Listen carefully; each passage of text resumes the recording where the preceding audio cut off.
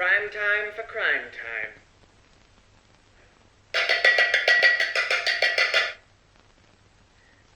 There's been a murder. There's been a murder? There's been a murder. Who's been murdered? He's been murdered. Who's he? He's who? Damn it, cut it out, you two. Our apologies, Ida. Kenneth Myers was found dead this morning. This looks like a classic case of murder. And when there's murder, it's our job to get to the bottom of it. Wait just a second. Kenneth Myers isn't the man who directed the new play Dark of the Moon, which opened on Broadway on March 14th of last year, the year we are currently in, of course, being 1946. That's him. We got a call from his daughter this morning. She said she found him passed out on the floor. When she went to go check to see if he was breathing, she noticed something rather odd. He wasn't. That's never a good sign. If that's not a fact, I don't know what is. Anywho, I found a picture of a knife on a bedside table, and an envelope that said, "Help, my father has been murdered. Oh no." I deduced that whoever wrote this must have been upset by something. Well, that explains the picture of the dead man I found taped to my window this morning. All this talk of murder, dead bodies, reminds me of... Yeah. Anywho, I found this picture of a cryptic note folded up into a tiny little square and shoved into the front lock of my apartment, preventing me from getting in this morning. Looks like we've got a case on our hands, folks. Well, Detective Rhymes, you may as well make us cucumbers and submerge us in vinegar for 3 to 6 weeks. You put us in quite a pickle. Cut it out, Hubert. Listen to Rhymes. Thanks, Ida. As I was saying before I was so stupidly interrupted, this man is like a spider web woven between a great number of tree branches. Very connected. I managed to dig up some information about the theater company he worked at, and I figured I should go and investigate them. Ida, I dug up some information about his family. I figured you might want to investigate them. Look, the picture I have mentions someone named Beatrice. You might want to follow up on that, Ida. Well, that seems like that just about does it. What does that leave for me? Oh, good question, with an even better answer. Nothing. That leaves you nothing. That was sick, Rhymes. Sick rhymes for these hard times. Losing dimes. Investigating crimes. Wait, I have an idea. Every Tuesday night, my family celebrates a holiday. What holiday, you might ask? Taco Tuesday. Except we don't eat tacos. We eat a heaping portion of rice and beans from that Mexican restaurant down the street. Rice and beans. I always used to run into Kenneth Myers down there. I'll head down and see what I can dig up. And look, there's a bag from that very same restaurant next to his body in this picture. Once again, my love of arroz con frijoles has saved the day. Well, look at us. We're like a person who's just made a plan because we made a plan. Your metaphors never cease to impress me, Ida. Thanks. I aced the silly metaphors section of my detective test. The detect test. Ah, the detect test. The test everyone has to take to be a detective in the 1940s. Smoking a fat cigar as fast as possible while still looking cool. Describing normal objects as obscurely as possible, using chalk, and painting herrings red for 2 hours. I never understood that one. I sure do love the detect test. So we all know about the detect test. Stop stalling. Well, Detective Hubert, you're like what my German grandfather would bring to every potluck. You're the worst. Well, boys, let's go do some detecting. We'll meet up again later to see what we found. Okay, on 3. 1, 2, 3. Detect Taco Tuesday. Today I met with my first member of the Kenneth Myers family, and boy, is bizarre an understatement. Her name's Julianne Myers, and she's 20 years old. She lives with her father, Kenneth Myers, and great-grandmother, Ruth Myers, in the esteemed Myers Mansion in Brooklyn. She started her own line of holistic beauty products about 1.5 years ago. And just wait, because this gets interesting. I'm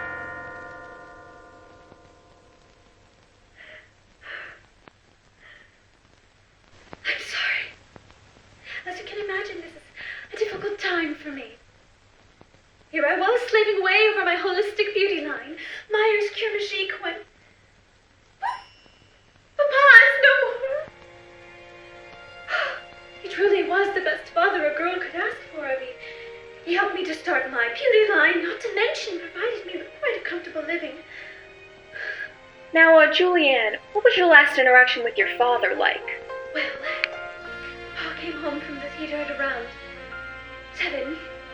He seemed a bit agitated, but I was in no mind to press him about it. So when he asked to dine alone in his room that night, I thought nothing of it. Said something about a phone call, I believe. With whom, I don't know. Papa is, well, was always secretive about his business. Although I did hear some shouting whilst he was on the phone. After this ordeal, he came down to watch a film with me. We had a tradition to watch a film every night together in the special screening room. But now, I'm sorry, you can't imagine what this does to my nerves. After the film, Papa was feeling ill.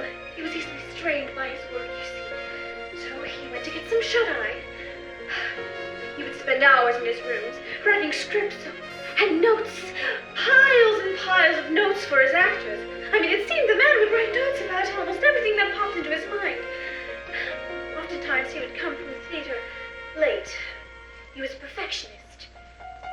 Some may call him overzealous or difficult, but that was what I admired most about him. He was so very dedicated.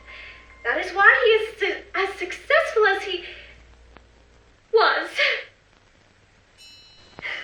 May I ask, what prompted you to go and check on your father? After the film, I began working on my Myers Cure Magique Premium Lightening and Tightening Cream, of course. And when I'd finished, it was midnight. Nothing was astir, the house was completely silent, so I went to bed. But I was awoken by Father's cries the next morning up above and a large crashing noise. So I ran upstairs, and when I opened the door, well, there he was, unconscious and lying on the ground. That's when I noticed. It really was the strangest thing, Detective. His nightlamp had fallen onto the ground just next to him. Upon seeing this tragic image, I called the authorities immediately. Right. Did your father have any illnesses that would have led to his demise? Well, Papa always was in the best of health.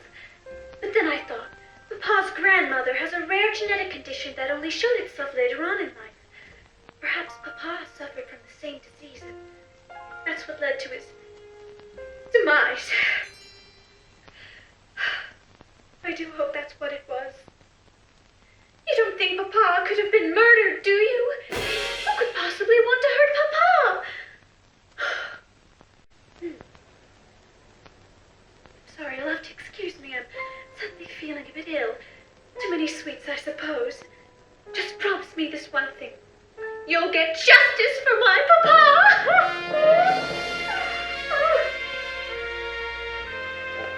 Today I sat down and had a discussion with a man who has titled himself Best Beans in Brooklyn Berry. He's a frequent patron of the Rice and Beans restaurant, and he saw Kenneth Myers there from time to time. What he had to say was quite interesting. Make what you will of it. What's your name? Best Beans in Brooklyn Berry, that's what they call me. Been coming to this place since I was about 15. Around that time I was roaming the Brooklyn streets since my ma kicked me out. Yeah, she wasn't the nicest of ladies, but she did give me the one good thing, her recipe for baked beans. Beans have been the one constant in my life. Boy, do I love those things. I remember one day my mom made chili, and I spent 45 minutes separating the beans from the rest of the chili, and then I ate those. But I digress. I found myself in several street gangs around that time, and since I didn't have no food, I cooked up some beans for them. And I'll never forget what they said to me. They said, "Wow, these have got to be the best beans in Brooklyn, Barry." So your life is beans? Yeah, but that scene started getting old. So a few months later, I found this place, and boom, never stopped coming. I can't truly describe what it is about this food that I am blessed to eat every single meal. I'm telling you, I'm gonna take my kids here, and they're gonna take their kids here. This place will be tradition! I'm rambling, aren't I? Apologies, Detective. Did you know Kenneth Myers? Myers? Myers. Oh, Myers, yeah, I know him. We always saw each other at the door. It's weird that we showed up at exactly the same time. But anyway, I struck up a small conversation or two with him while waiting for service. He always held the door for me. Real nice guy. Except that one time. That one time, Ray said to my beans, "The best part of myself, the one good thing that my mother gave me, was just okay? Did that make you angry? Yeah, I wanted to knock his lights out. But anyway, when he sat down, he was real focused, always scribbling away. Whenever he was writing, it must have been important. When he wasn't writing, he was talking to somebody. Either the producer lady, Marilyn Smith, or the casting lady, Margaret Eastwood, I think her name is. What? I know things about theater. Check, please. But you should really talk to the owner. She'll know a lot more. As I've discussed with the other detectives, I'm in charge of investigating the theater company. So, of course, the first person I talked to was Marilyn Smith, Kenneth Myers' go-to producer. She gave me some valuable information about the upcoming legume-related show and a new, interesting sponsor that I still don't know much about. She also told me that Kenneth Myers was acting rather strange before his death. Let's see what you think. How did you first come to know Kenneth Myers? Kenneth and I met while we were undergrads at Yale. We were both auditioning for the role of Adu Annie in Oklahoma, and when neither of us got a call back, he turned to me, rolled his eyes, and said, "If Rogers and Hammerstein were dead, they'd be rolling in their graves." We've been friends ever since. Could you explain a little bit about what he's like as a person? Over the years, though, Kenneth's gotten quite a big head. One Tony, and he thinks he's the next Stanislavski. He hardly listens to what I have to say about any of our productions anymore. I just got so fed up, I needed something for myself. Anything else you'd like to add? If I tell you this next part, you must promise to protect me from our sponsors. All right. Like I said, I was in a bad state of mind when they approached me and asked to fund our next show. It was a handsome chunk of change, and I figured if I lied to Kenneth about how much we'd gotten, I could keep some for myself. The money was ours under one condition. The show had to feature beans prominently, so as to garner more publicity for the sponsor's already very powerful monopoly over the bean industry. I convinced Kenneth that we could do it, and we just took off with the idea. Rick Blaine was going to play a bean manufacturer who rekindles with his old flame, who's already married to a famous rebel, and tried to get them out of the country before the Nazis caught up to them. It was entitled Casabinka. I never thought it would go this far.